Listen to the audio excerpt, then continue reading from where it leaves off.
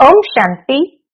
आज 19 फरवरी 2025 के बाबा के अनमोल मधुर महावाक्य सुनेंगे।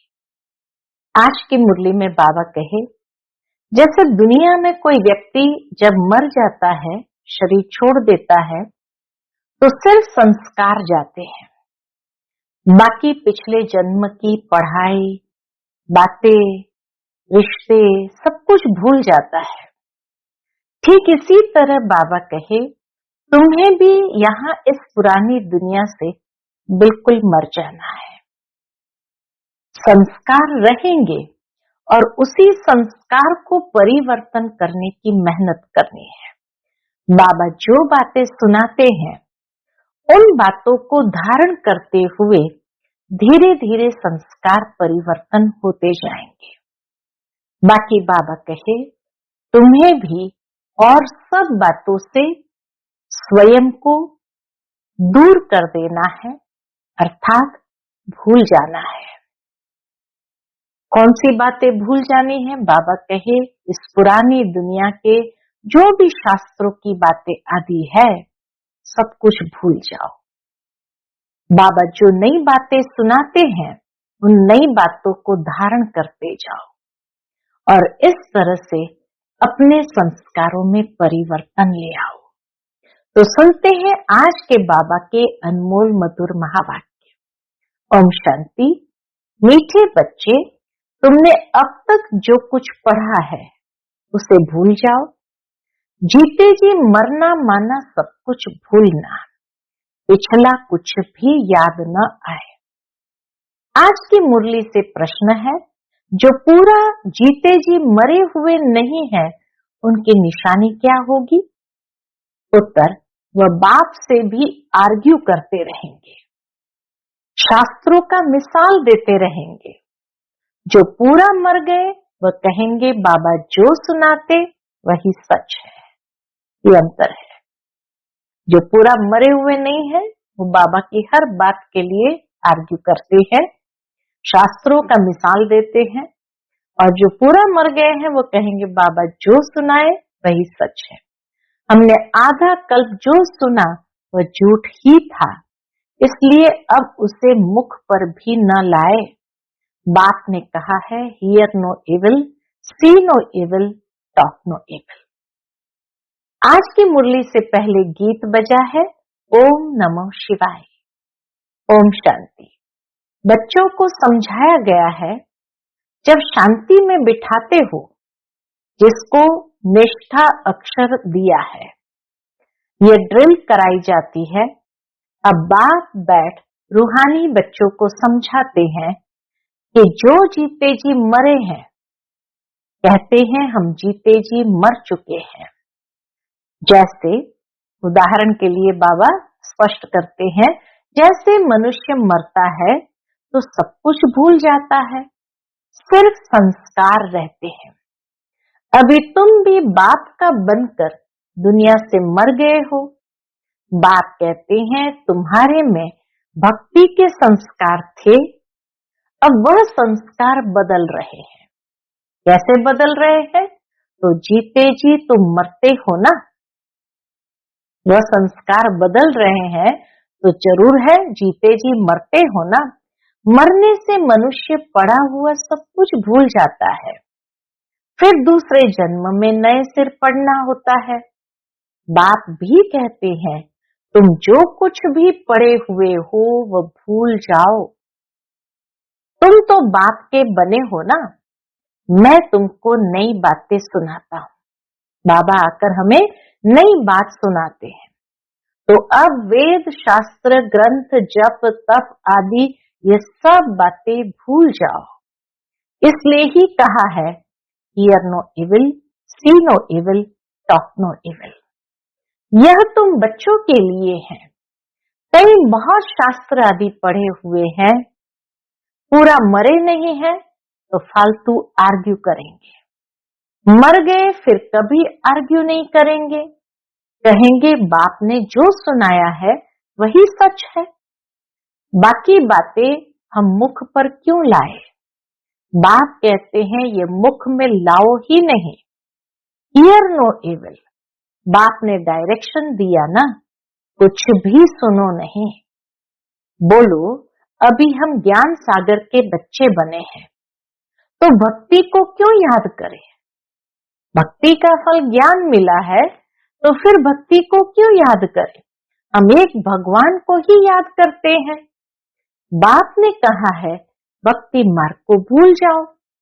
मैं तुमको सहज बात सुनाता हूँ कि मुझ बीज को याद करो तो झाड़ सारा बुद्धि में आ ही जाएगा। तुम्हारी मुख्य है गीता। गीता में ही भगवान की समझानी है। अब यह है नई बातें। नई बात पर हमेशा ज्यादा ध्यान दिया जाता है। कोई भी नई बात होती है तो बाबा को इस पर ज्यादा ध्यान दिया जाता है भी बड़ी सिंपल बात, कोई बड़ी मुश्किल बात तो बाबा सुनाते नहीं। सबसे बड़ी बात है कौन सी? याद करने की, कि प्रेम से बाप को याद करो। घड़ी घड़ी कहना पड़ता है मन मना भव, बाप को याद करो। यही बहुत गुह्य बातें हैं, इसमें ही विघ्न पड़ते हैं, याद में ही विघ्न पड़ते हैं। बहुत बच्चे हैं जो सारे दिन में 2 मिनट भी याद नहीं करते, बाप का बनते भी अच्छा कर्म नहीं करते तो याद भी नहीं करते, विकर्म करते रहते हैं। बुद्धि में बैठता ही नहीं है तो कहेंगे ये बाप की आज्ञा का निरादर है। अगर बुद्धि में बैठता ही नहीं है तो यह भी बाप की आज्ञा का निरादर है। पढ़ नहीं सकेंगे। क्यों नहीं पढ़ सकते हैं? क्योंकि बाबा कहे अच्छे कर्म नहीं करते, विकर्म करते रहते हैं, तो बुद्धि में कैसे बैठेगा? और इसलिए बाबा की आज्ञा का भी, श्रीमत का भी निरादर होता है। फिर पढ़ भी नहीं सकेंगे, वह ताकत नहीं मिलती। सारा कनेक्शन कितना सुंदर बाबा ने समझाया कि अच्छा कर्म नहीं करते तो याद भी नहीं कर सकते हैं, विकर्म करते हैं तो बाबा जो समझाते बुद्धि में बैठेगा नहीं, फिर बाबा की श्रीमत का निरादार होगा। फिर बाबा जो पढ़ाते हैं पढ़ नहीं सकेंगे तो आत्मा को ताकत नहीं मिलती। जिस्मानी पढ़ाई से भी बल मिलता है ना। पढ़ाई है सोर्स ऑफ इनकम, शरीर निर्वाह होता है सो भी अल्पकाल के लिए। कई पढ़ते पढ़ते मर जाते हैं तो वो पढ़ाई थोड़ी साथ ले जाएंगे। दूसरा जन्म ले फिर नए सिर पढ़ना पड़े। यहाँ तो तुम जितना पढ़ेंगे वह साथ ले जाएंगे, क्योंकि तुम प्रारब्ध पाते हो दूसरे जन्म में। बाकी तो वह सब है ही भक्ति मार्ग। क्या क्या चीजें हैं ये कोई नहीं जानते। रूहानी बाप तुम रूहों को बैठ ज्ञान देते हैं। एक ही बार बाप सुप्रीम रूह आकर रूहों को नॉलेज देते हैं, जिससे विश्व के मालिक बन जाते हो। भक्ति मार्ग में स्वर्ग थोड़ी होता है। अभी तुम धनी के बने हो। माया कई बार बच्चों को भी निधन का बना देती है। ये माया का काम है निधन का बनाना, लेकिन अभी हम धनी का बन गए हैं। छोटी छोटी बातों में आपस में लड़ पड़ते हैं। बाप की याद में नहीं रहते तो निधन के हुए ना। निधन का बना तो जरूर कुछ न कुछ पाप कर्म कर देंगे। बाप कहते मेरा बनकर मेरा नाम बदनाम न करो। एक दो से बड़ा प्यार से चलो, एक दो से बड़ा प्यार से चलो, उल्टा सुल्टा बोलो मत। इतनी बाबा की शिक्षा भरी बातें हैं। बाप को ऐसी ऐसी अहल्याएं, कुब्जाएं, भीलनियों का भी उद्धार करना पड़ता है। कहते हैं भीलनी के बेर खाए, दिखाते ना रामायण में, ये शबरी के बेर खाए। अब ऐसे ही भीलनी के थोड़ी खा सकते हैं। भीलनी से जब ब्राह्मणी बन जाती है तो फिर क्यों नहीं खाएंगे? इसलिए ब्रह्मा भोजन की महिमा है। शिव बाबा तो खाएंगे नहीं, वह तो अभोक्ता है। बाकी यह रथ तो खाते हैं ना। तुम बच्चों को कोई से आर्ग्यू करने की दरकार नहीं। हमेशा अपना सेफ साइड रखना चाहिए। अक्षर ही दो बोलो, शिव बाबा कहते हैं। शिव बाबा को ही रुद्र कहा जाता है। रुद्र ज्ञान यज्ञ से विनाश ज्वाला निकली तो रुद्र भगवान हुआ ना। रुद्र ज्ञान यज्ञ से विनाश ज्वाला निकली तो रुद्र भगवान हुआ ना। श्री कृष्ण को तो रुद्र नहीं कहेंगे। विनाश भी कोई श्री कृष्ण नहीं कराते हैं। बाप ही स्थापना विनाश पालना कराते हैं। खुद कुछ नहीं करते, नहीं तो दोष पड़ जाता है। बाबा खुद कुछ नहीं करते, करण करावन हार है, नहीं तो बाबा के ऊपर सारा दोष पड़ जाए। वह है करण करावनहार। बाप कहते हम कोई कहते नहीं है कि विनाश करो। ये सारा ड्रामा में नूंदा हुआ है। अपने समय पर सब कुछ एक्यूरेट चलता है। शंकर कुछ करता है क्या? कुछ भी नहीं। ये सिर्फ गायन है कि शंकर द्वारा विनाश। बाकी विनाश तो वह आपे ही कर रहे हैं। यह अनादि बना बनाया ड्रामा है। यह अनादि बना हुआ ड्रामा है जो समझाया जाता है। बाबा ड्रामा की एक एक बारीक बातें भी समझाते हैं। रचयिता बाप को ही सब भूल गए हैं। कहते हैं गॉड फादर रचयिता है, परंतु उनको जानते ही नहीं। समझते हैं कि वह दुनिया क्रिएट करते हैं। बाप कहते मैं क्रिएट नहीं करता हूं, मैं चेंज करता हूं। पुरानी दुनिया को नहीं बनाते हैं, इसलिए क्रिएट करना शब्द डाल दिया। लेकिन वास्तव में बाबा क्रिएट नहीं करते, दुनिया तो है ही है, सिर्फ पुरानी से नई अर्थात चेंज करता हूं। कलयुग को सतयुग बनाता हूं। मैं संगम पर आता हूं, जिसके लिए गाया हुआ है। क्या गाया हुआ है? सुप्रीम ऑस्पिशियस युग। संगम युग को कहेंगे परम कल्याणकारी युग। तो सुप्रीम ऑस्पिशियस युग, भगवान कल्याणकारी है, सबका कल्याण करते हैं, परंतु कैसे और क्या कल्याण करते हैं ये कुछ जानते नहीं। अंग्रेजी में कहते हैं लिबरेटर, गाइड, परंतु उनका अर्थ थोड़ी समझते हैं। कहते हैं भक्ति के बाद भगवान मिलेगा, सदगति मिलेगी। सर्व की सदगति तो कोई मनुष्य कर न सके, नहीं तो परमात्मा को पतित पावन सर्व का सदगति दाता क्यों गाया जाए। बाबा कहे सर्व की सदगति कोई मनुष्य तो करता ही नहीं है, नहीं तो परमात्मा को पतित पावन सर्व का सदगति दाता क्यों गाया जाए। बाप को कोई भी जानते नहीं, निधन के है ना। बाप से विपरीत बुद्धि है। अब बाप क्या करे? बाप तो खुद मालिक है। उनकी शिव जयंती भी भारत में मनाते हैं। बाप कहते मैं आता हूं भक्तों को फल देने। आता भी भारत में हूं। आने के लिए मुझे शरीर तो जरूर चाहिए ना। प्रेरणा से थोड़ी कुछ होगा। इनमें प्रवेश कर इनके मुख द्वारा तुमको ज्ञान देता हूं। गौमुख की बात नहीं है, यह तो इस मुख की बात है। मुख तो मनुष्य का चाहिए, न कि जानवर का। इतना भी बुद्धि काम नहीं करती है। दूसरे तरफ फिर भागीरथ दिखाते हैं। वह कैसे और कब आते हैं जरा भी किसको पता नहीं है। तो बाप बच्चों को बैठ समझाते हैं कि तुम मर गए तो भक्ति मार्ग को एकदम भूल जाओ। शिव भगवान वाच, मुझे याद करो तो विकर्म विनाश हो जाएंगे। मैं ही पतित पावन हूं, तुम पवित्र हो जाएंगे, फिर सबको ले जाऊंगा। मैसेज घर घर में दो। बाप कहते हैं मुझे याद करो तो विकर्म विनाश होंगे, तुम पवित्र बन जाएंगे। विनाश सामने खड़ा है।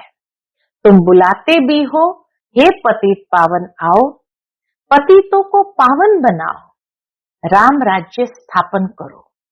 रावण राज्य से मुक्त करो। वह हर एक अपने अपने लिए कोशिश करते हैं। बाप तो कहते हैं मैं आकर सर्व की मुक्ति करता हूँ। सभी 5 विकारों रूपी रावण की जेल में पड़े हैं। मैं सर्व का सदगति दाता हूँ। बाबा ही सर्व की सदगति करता है। मुझे कहा भी जाता है दुख हरता सुख करता। राम राज्य तो जरूर नई दुनिया में होगा। राम राज्य तो जरूर नई दुनिया में होगा। तुम पांडवों की अभी है प्रीत बुद्धि।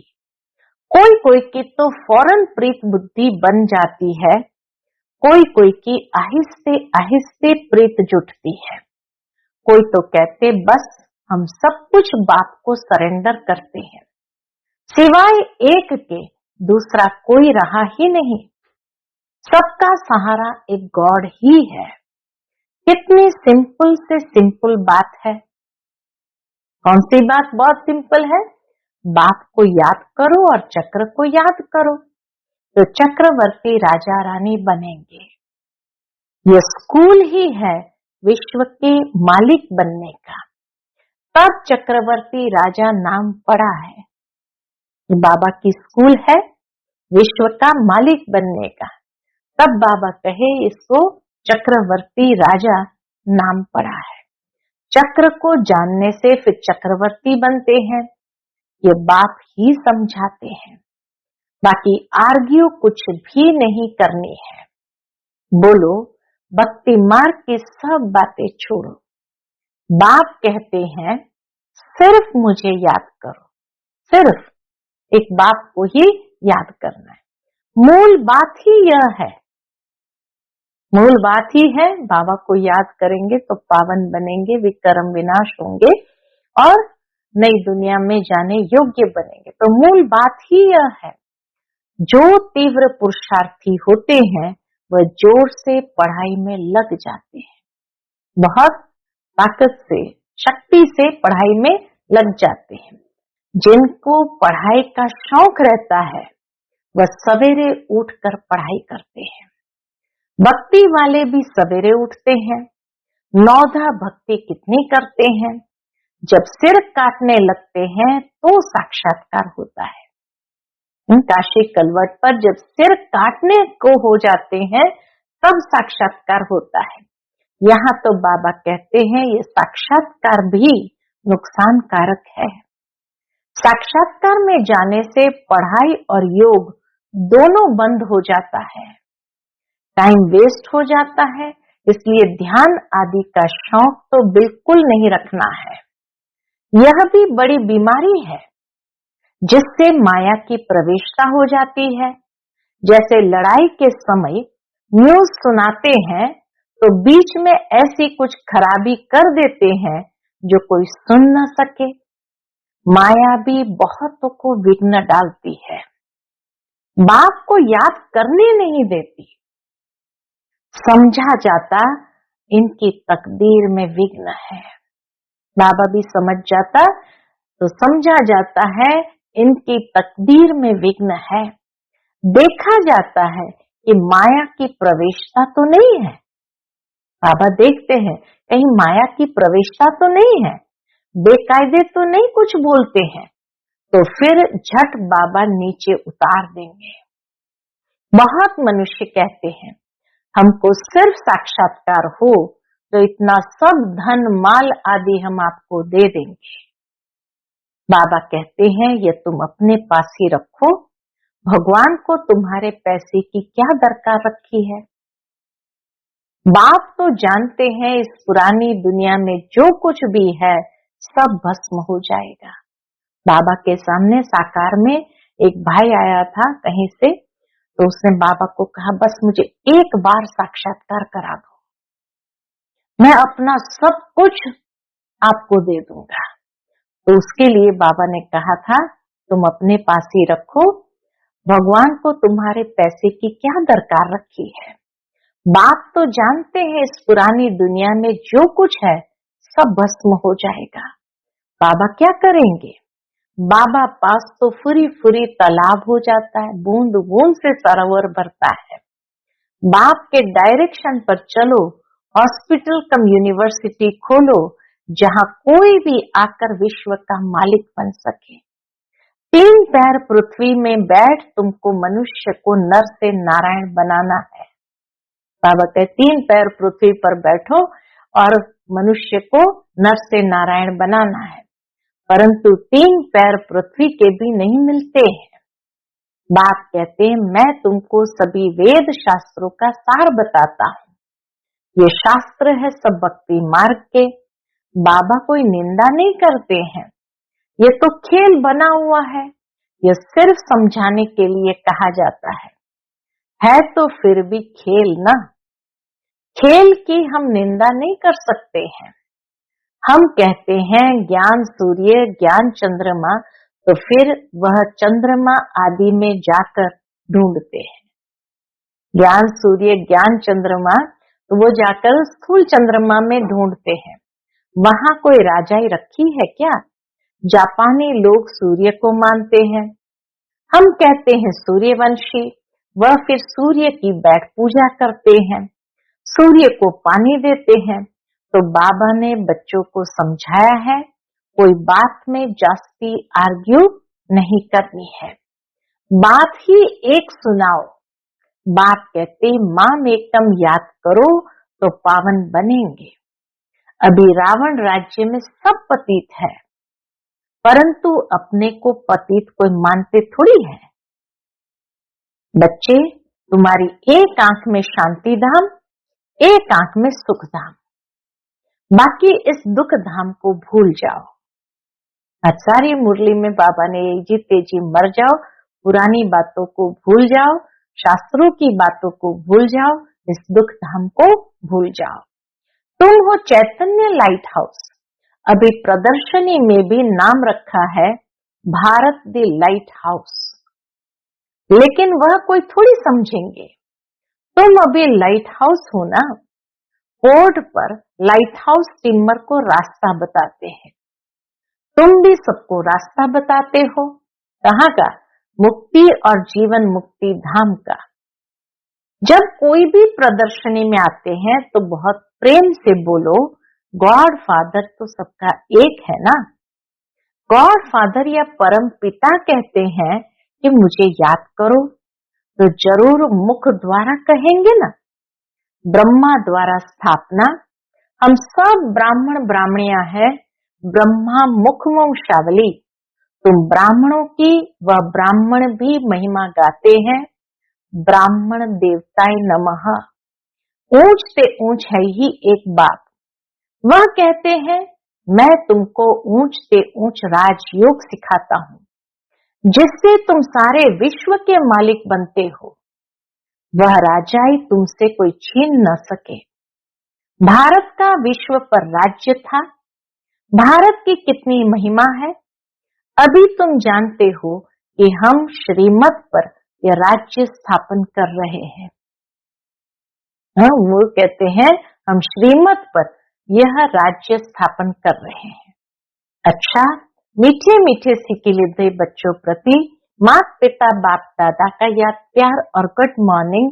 रूहानी बाप की रूहानी बच्चों को नमस्ते।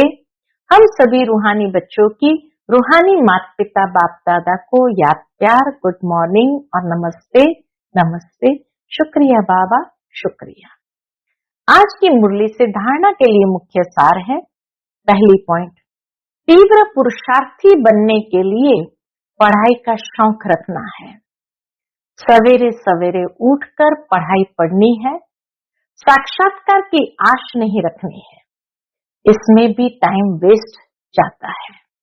दूसरी पॉइंट, शांति धाम और सुख धाम को याद करना है, इस दुख धाम को भूल जाना है। किसी से भी आर्ग्यू नहीं करनी है, प्रेम से मुक्ति और जीवन मुक्ति धाम का रास्ता बताना है। आज का बाप दादा का मधुर वरदान हम बच्चों के प्रति है, सदा सुखों के सागर में लवलीन रहने वाले अंतर्मुखी भव। सदा सुखों के सागर में लवलीन रहने वाले अंतर्मुखी भव। कहा जाता अंतर्मुखी सदा सुखी। जो बच्चे सदा अंतर्मुखी भव का वरदान प्राप्त कर लेते हैं, वह बाप समान सदा सुख के सागर में लवलीन रहते हैं। सुखदाता के बच्चे स्वयं भी सुखदाता बन जाते हैं।